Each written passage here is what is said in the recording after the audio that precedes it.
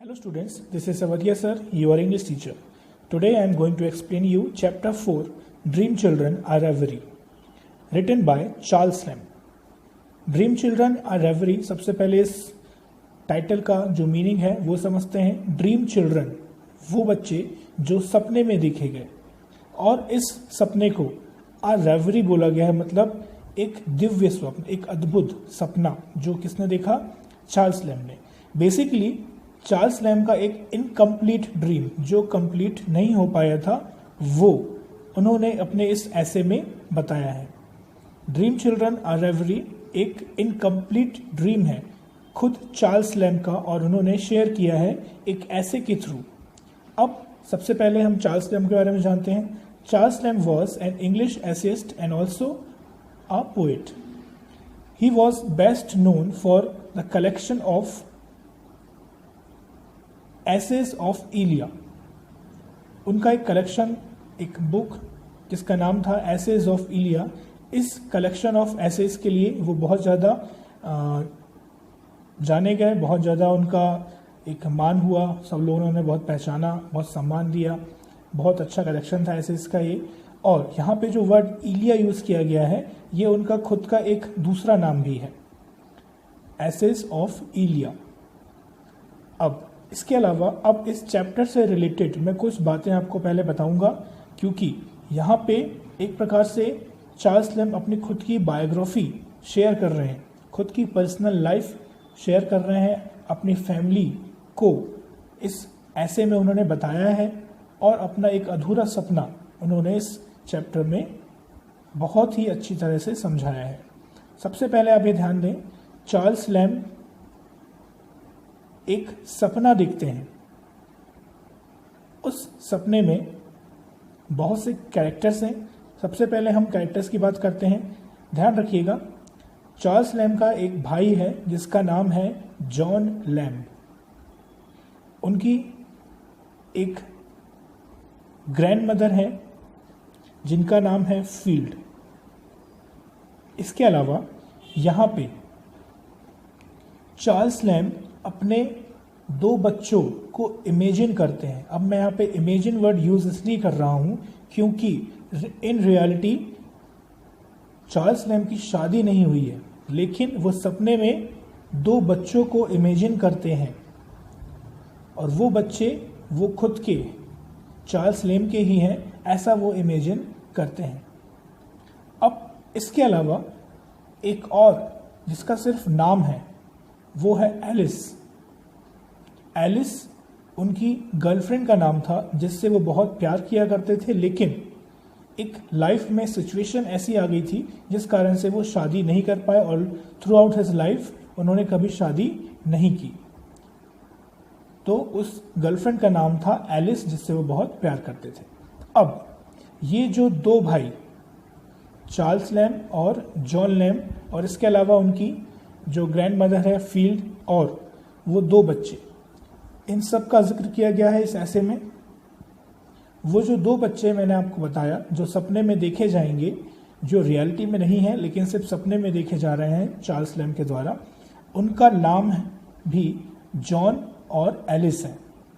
अब जॉन और एलिस, यही नाम अभी मैंने आपको बताया था किसका है, उसके बड़े भाई जॉन लैम्ब और उसकी गर्लफ्रेंड एलिस, और उन दोनों बच्चों का नाम भी जॉन और एलिस ही रखा गया है. बस डिफरेंट यहाँ पे ये रहेगा कि जब कभी भी आपको चैप्टर में या टेक्स्ट में एलिस WN ये नाम दिखाई दे, तो ये WN सरनेम है उसकी गर्लफ्रेंड का, और सिर्फ एलिस अगर दिखाई देता है तो वो है उसकी डॉटर का, इमेजिनेशन वाली डॉटर, जो सिर्फ रियलिटी में नहीं है, सिर्फ सपने में देखी जा रही है. इसके अलावा जॉन नाम उसके भाई का भी है, और जॉन उसके उस बेटे का भी है जो वो सपने में देखता है. अब दोनों के नाम में डिफरेंस मैं फिर से बता दूं आपको. जॉन के साथ अगर एल लगा है, जॉन लैम्ब लिखा है, मतलब वो कौन है? उसका बड़ा भाई, और सिर्फ जॉन है तो वो है उसका वो इमेजिनेशन वाला बेटा. तो चार्ल्स लैम्ब का क्या इनकम्प्लीट ड्रीम था उसकी बात करें. उसका एक सपना था, उसकी एक ड्रीम था कि मैं भी एलिस, जिसकी मैंने आपको अभी जिक्र किया कि वो उसकी गर्लफ्रेंड थी, मैं उससे शादी करूं, मेरी भी एक फैमिली हो, मेरे भी बच्चे हों। ये उसका एक बहुत ही एक कह सकते हैं कि बहुत इंपॉर्टेंट ड्रीम था जो पूरा नहीं हो सका। अब पूरा क्यों नहीं हो सका? क्योंकि उसकी चार्ल्स लैम्ब की एक सिस्टर थी जिसका नाम था मैरी लैम्ब। मैरी लैम्ब का इस चैप्टर में कहीं जिक्र नहीं है, लेकिन मैं आपको बता रहा हूं कि वो शादी क्यों नहीं किया था। उसकी एक सिस्टर थी मैरी लैम्ब, और मैरी लैम्ब मेंटली सिक हो चुकी थी। ऐसा कहा जाता है कि मैरी लैम्ब मेंटली सिक हो गई थी और उन्होंने अपनी ही माँ का मर्डर कर दिया था और उन्हें जेल भेजा गया था। लेकिन चार्ल्स लैम्ब ने अपनी जिम्मेदारी समझते हुए अपनी सिस्टर को जेल से छुड़वाया और थ्रू आउट हिज लाइफ उन्होंने मैरी लैम्ब की एक परवरिश की, उन्हें संभाला, उन्हें उनकी देखरेख की, और इसी कारण उन्होंने कभी शादी भी नहीं की। मैरी लैम्ब मेंटली सिक शुरू से नहीं थी, बीच में उन्हें एक दौरा पड़ा जिस कारण से वो थोड़ी सी मेंटली सिक हो गई। मैं इसलिए बोल रहा हूँ क्योंकि चार्ल्स लैम्ब ने मैरी लैम्ब के साथ मिलके बहुत सारे ऐसे पोएम लिखी हैं और उन दोनों का एक बुक का कलेक्शन भी है। तो मैरी लैम्ब एक असाधारण एक महिला थी, लेकिन वो क्योंकि मेंटली सिक हो चुकी थी, इसी कारण उसकी देखभाल करने के लिए चार्ल्स लैम्ब ने कभी शादी नहीं की।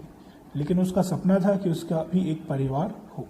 तो ये था एक एक्सटर्नल एक नॉलेज इस चैप्टर के लिए जो होना ज़रूरी है अगर इस चैप्टर को समझना है हमें। तो थोड़ा सा फैमिली के बारे में। अब हम आते हैं हमारे चैप्टर में। अब चैप्टर में जो शुरुआत होती है वो किस लाइन से हो रही है हम उसकी बात करते हैं। सबसे पहले हम इस चैप्टर का इंट्रोडक्शन देख लें। Dream children a reverie is an outburst of a flow of imagination of Charles Lamb. ये एक प्रकोप है, एक बहते हुए इमेजिनेशन का, एक इमेजिनेशन किया गया है चार्ल्स लैम्ब के द्वारा। ही रोट दिस ऐसे when he was nearing his 50s। जब लगभग वो 50 साल के हो चुके थे तब उन्होंने इस ऐसे को लिखा था। His life was not at all happy. उनका जो लाइफ था पूरा कभी भी एक जैसे हम कह सकते हैं ना कि खुश नुमा जीवन नहीं रहा। दुख और तकलीफ, उदासी हमेशा उनके जीवन में छाई रही। He wanted a family and children. वो एक परिवार चाहते थे, बच्चे चाहते थे, but they were denied to him in his actual life. लेकिन ये कुछ भी उनकी एक्चुअल लाइफ में नहीं था। दिस ऐसे makes us aware of his deepening touching in life. एक गहरा एक बात अपने दिल में वो छुपाए रखे हुए थे, वो उन्होंने अपने इस ऐसे में हम सब के साथ शेयर किया है। चलिए अब आगे देखते हैं। This is a story of a dream of a life which the writer could not have. ये एक ऐसा सपना है और उसमें इस ऐसे जीवन को बताया गया है जिसे राइटर ने कभी नहीं जिया। Children are usually fond of listening to his ancestors story. अब देखिए ये लाइन बहुत इंपॉर्टेंट है। चिल्ड्रन, बच्चे, फॉन्ड ऑफ होते हैं मतलब उनको शौक होता है, उत्साहित होते हैं किस चीज के लिए?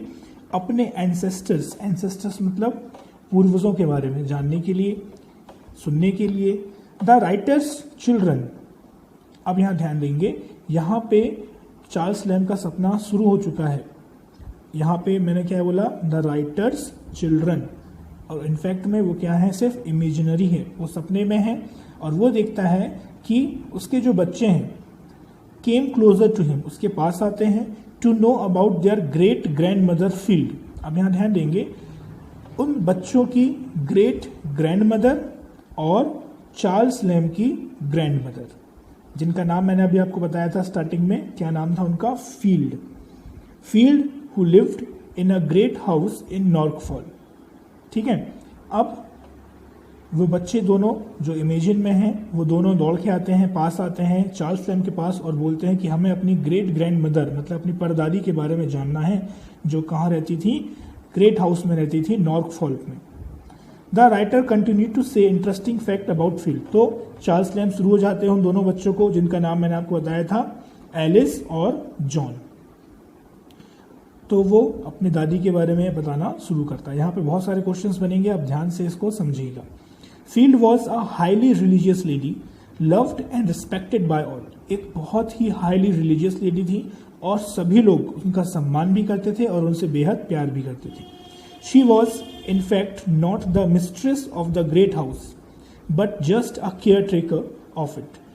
वो इस बड़े से घर की मिस्ट्रेस मतलब मालकिन तो नहीं थी, लेकिन केयर टेकर थी, मतलब उस घर को संभाला करती थी.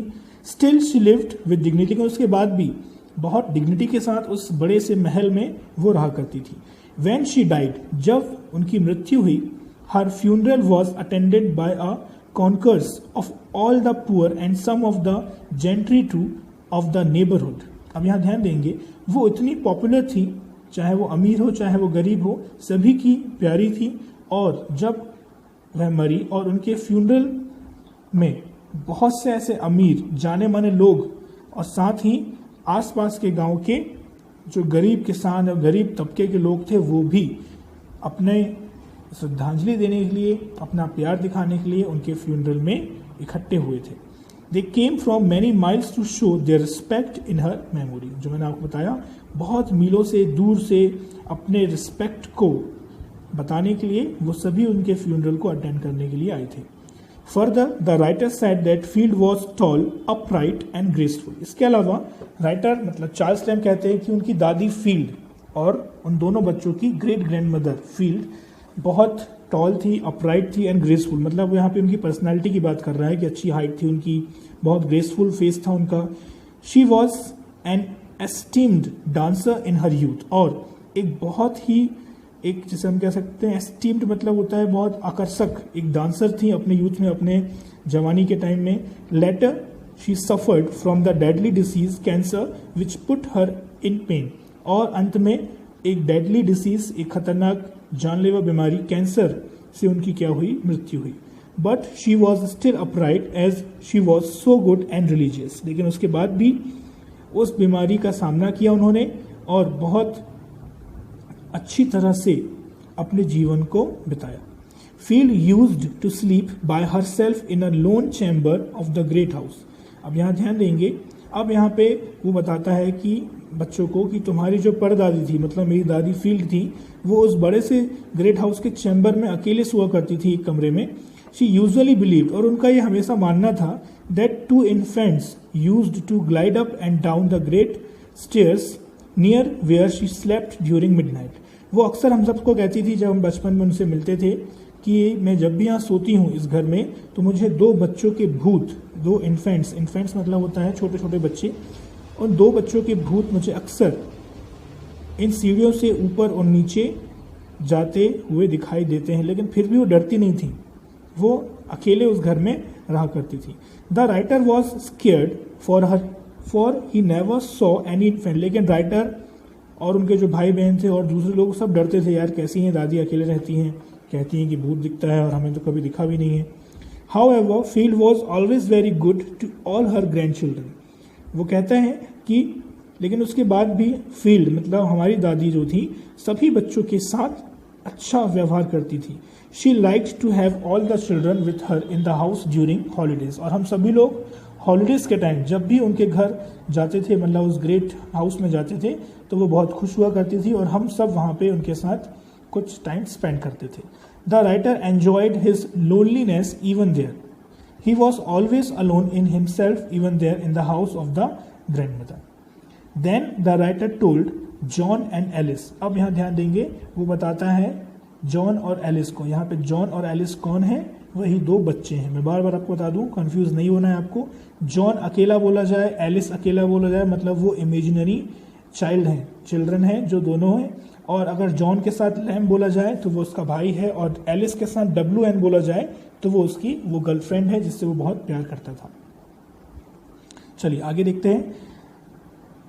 The two children who were taking much interest in the story that the grandmother loved all the grandchildren with joy, but she had special attention to John Lamb. अब राइटर उन दोनों बच्चों को बताता है कि भले ही वो सभी बच्चों को मतलब हम सभी को बहुत प्यार करती थी, लेकिन सबसे ज्यादा, सबसे प्यारा, सबसे चाहता जो बच्चा था वो कौन था? मेरा बड़ा भाई John lamb.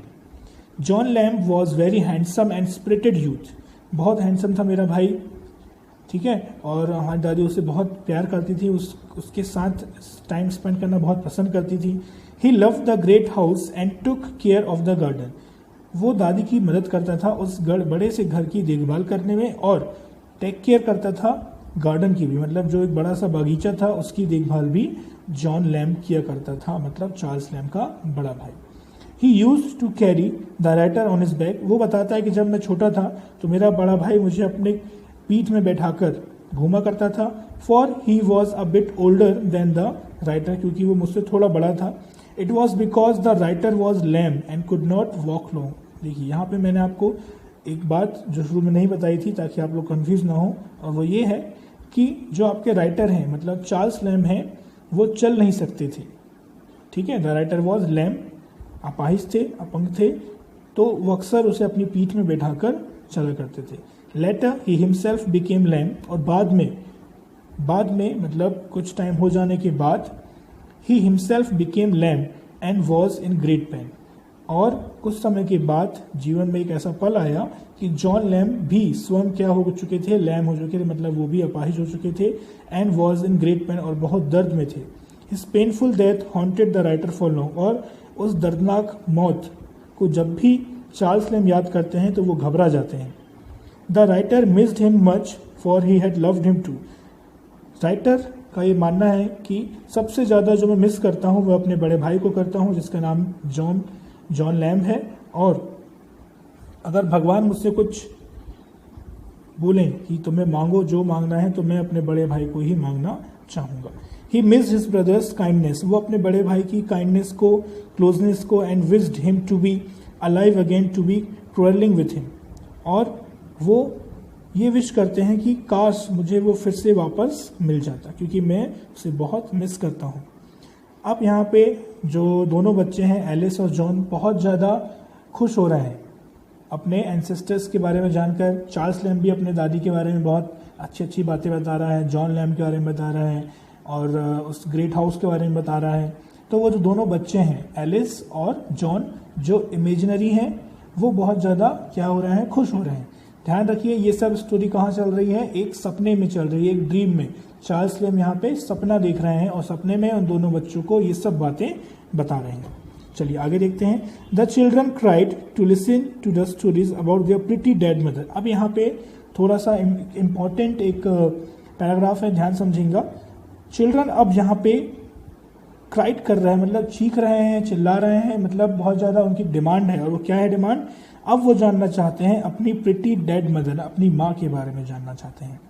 The writer continued that he courted the fair Alice W.N. But when he explained how he was denied of the marriage, what pain had to suffer, the children great emotional. देखिए अब यहाँ पे the writer continue आगे बताता है, जिसका नाम क्या रखा गया है, एलिस W.N. मैंने बताया था एलिस जो है एक बच्ची का नाम भी है और एलिस के साथ W.N. रहेगा, तो वही गर्लफ्रेंड जिससे चार्ल्स लैम्ब बहुत प्यार करता था और शादी करना चाहता लेकिन वो नहीं कर पाया। तो अब आगे देखते हैं। वो एक्सप्लेन करना चाहता है कि वो दर्द, वो तकलीफ कैसी थी जब मैं उससे शादी नहीं कर पाया या उसने मुझे शादी से इनकार कर दिया था। वो दर्द वो उस बच्चों के साथ शेयर करता है। They thought and realized that they were not real children born of the writer and Alice W.N. They were nearly dreams. अब यहाँ पे ध्यान देंगे, ये तो एक ऐसी लाइन है लेकिन मैं आपको और आगे बता देना चाहता हूँ।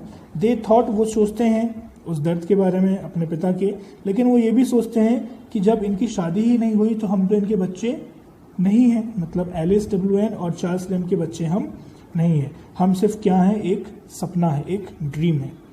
और चार्ल्स लैम्ब एलिस को बताता है कि तुम्हारी आंखें और तुम्हारे जो ब्राउन हेयर हैं मुझे तुम्हारी माँ की याद दिलाते हैं। मतलब सपने में चार्ल्स लैम्ब ने एलिस W.N. को इमेजिन किया और उसी की जैसी आंखें, उसी के जैसे हेयर्स को उस छोटी सी बच्ची एलिस में भी इमेजिन किया उसने, और उससे ये भी कहता है कि तुम्हारी जो आंखें हैं, तुम्हारी जो हेयर हैं, वो बिल्कुल तुम्हारी माँ के जैसे ही हैं।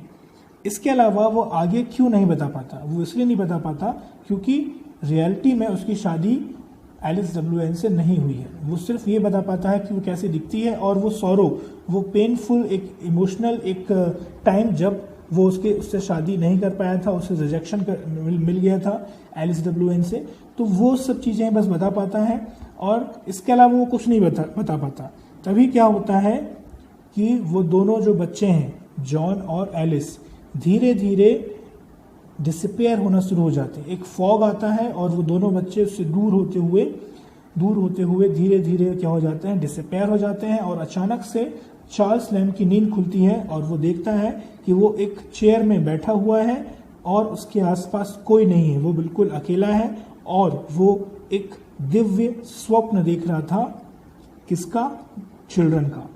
तो ये था ड्रीम चिल्ड्रन आ रेवरी, एक ऐसा सपना जो इनकम्प्लीट ड्रीम है चार्ल्स लैम्ब का, जिसमें वो चाहता था कि उसकी भी शादी होती, उसके भी बच्चे होते और उन्हीं बच्चों को, उसी सपने को उन्होंने अपने इस ऐसे में हम सबके साथ शेयर किया है।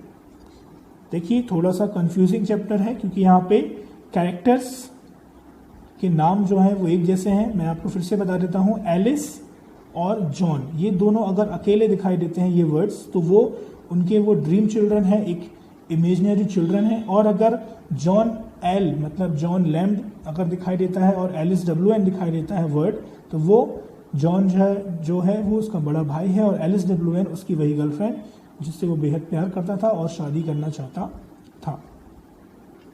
आई होप आपको ये 4th चैप्टर ड्रीम चिल्ड्रन आ रेवरी बहुत ही इंटरेस्टिंग चैप्टर है, समझ में आ गया होगा। इसके जो भी क्वेश्चन आंसर है मैं अभी आपको PDF में सेंड कर रहा हूँ।